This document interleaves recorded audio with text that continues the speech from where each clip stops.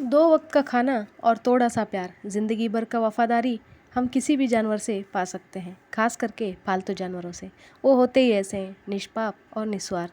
ऐसे ही एक तोता एक जोड़े ने पाली थी। 12 साल का तोता खूब बोलता था। पति पत्नी अलग हुए। पति अलग शादी करके नई बीवी के साथ दूसरी जगह रहने चला जाता है और साथ में तोते को भी ले जाता है। एक रात आदमी का गोली मारकर हत्या कर दी जाती है। पुलिस के लाख कोशिशों के बावजूद हत्यारा नहीं पकड़ा जाता है। तभी देखिए तोते का वफादारी सामने आई, अपने मालिक के हत्यारे के खिलाफ गवाही दी और उसे जेल भेज दिया। कौन था कातिल और तोते ने कैसे दी गवाही, इन सब के बारे में डिटेल में जानते हैं। चलिए, स्वागत है दोस्तों आपका क्रीपी क्राइम्स में। मार्टिन दुराम एक मेहनती आदमी थे जो मिशिगन के निवासी थे। पहले शादी ठीक नहीं चला और उनका तलाक हो गया। पहली बीवी क्रिस्टीन केलर और उनके 3 बच्चे भी थे और ये जोड़े ने एक तोता भी पाला था। वो होशियार और बोलने वाला अफ्रीकन ग्रेप जाति का था। उसे वो प्यार से बर्ड बुलाते थे। तलाक के बाद मार्टी ग्लेना दुराम से शादी कर लेते हैं और तोते के साथ अपनी नई बीवी के साथ रहने चले जाते हैं। उनके 2 बच्चे भी हो जाते हैं। 1995 में एक कार एक्सीडेंट में मार्टी के सर पे चोट लग जाता है और उनका शरीर का बायां हिस्सा पूरी तरह घायल हो जाता है। वो इस एक्सीडेंट के बाद काफ़ी सारी चीज़ें भूल जाते हैं और पहली शादी भी उनको याद नहीं था। दिन भर दिन उनका दिमागी हालत ख़राब हो रहा था। इन सब के बावजूद मार्टी मेहनती थे। उनको शिकार करने का काफ़ी शौक था। पति पत्नी दोनों मिलके घर चला रहे थे। ग्लेना को जुए का लत था। वो आसपास की गैस स्टेशन से लॉटरी की टिकट खरीदती थी और हफ्ते में 2 या 3 बार जुआ खाने भी जाती थी। 2010 तक वो करीब करीब 57 लाख जुए में गंवा चुकी थी। इस जुए से जोड़े के ऊपर काफ़ी कर्जा बढ़ने लगा था। घर का किस्तें भी काफ़ी बढ़ रहे थे।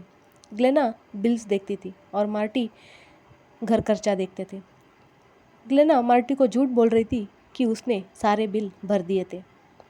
मार्टी घर काफ़ी किफ़ायती से चलाते थे और घर के बाहर जाते ही पंखा, लाइट सब कुछ बंद कर देते थे। वो किसी के कर्जे में रहना पसंद नहीं करते थे। अप्रैल 2015 को मार्टी की माँ लिलियन का फ़ोन आता है क्योंकि उन्होंने सुबह मार्टी के घर का नीलाम होने का खबर अखबार में देखी थी। मार्टी तुरंत ही अपनी बीवी को इस बारे में पूछते हैं तो ग्लेना बैंक वालों से कोई गलती हुई होगी ये बोलकर बात को टाल देती है। 13 मई 2015 को पड़ोसी कॉनी रैम बुराम परिवार के घर आती है क्योंकि पिछले 2 दिनों से पति पत्नी बाहर दिखे नहीं थे और किसी ने उन्हें देखा तक नहीं था। वो घर के अंदर जाती है तो अंदर पति पत्नी का शरीर खून से लथपथ जमीन में पड़ी मिलती है। दोनों को गोली मारी गई थी। मार्टी तब तक मर चुके थे और ग्लेना बुरी तरह से घायल थी और सांस ले रही थी। पड़ोसी तुरंत ही पुलिस को बुलाते हैं। इलाज के बाद ग्लेना को पूछताछ के लिए ले जाया जाता है। पुलिस उसे उसके पति का कत्ल के बारे में पूछते हैं तो वो कहती है कि मैंने सिर्फ अपने आप को गोली मारी थी और मेरा पति के अलावा मेरा कोई नहीं था और मैं उसे कभी मार नहीं सकती। इन्वेस्टिगेशन के दौरान पुलिस को काफ़ी लोगों ने जोड़े के तोते के बारे में कहा क्योंकि वो काफ़ी होशियार था और काफ़ी चीज़ें याद कर लेता था, लेकिन पुलिस इस बात को नज़रअंदाज कर देती है। कत्ल के 1 साल गुजरता है और कोई अरेस्ट नहीं होती है। अब पालतू तोता मार्टी के पहली बीवी के पास था और उसने लोकल टीवी को दिए इंटरव्यू के दौरान तोते का एक वीडियो दिखाया जिसमें तोता 2 लोगों का बातचीत का नकल कर रहा था और वो था मार्टी और ग्लेना का आखिरी बातचीत। टीवी में ये न्यूज़ आते ही दुनिया भर में इसका चर्चा ज़ोरों शोरों से होने लगता है और 3 हफ्ते बाद पुलिस ग्लेना को अरेस्ट कर लेता है। तोता वीडियो में पति पत्नी का आखिरी लड़ाई और मार्टी का आखिरी चीख मुझे गोली मत मारो, ये बात वो ग्लेना से कह रहे थे, इसको वो बार बार दोहरा रहा था।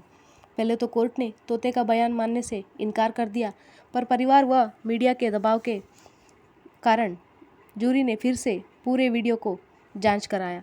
आखिरकार कत्ल के 2 साल बाद अगस्त 2017 में ग्लेना दुराम को मार्टी के कत्ल के लिए दोषी पाया गया और आजीवन कारावास का सज़ा मिला।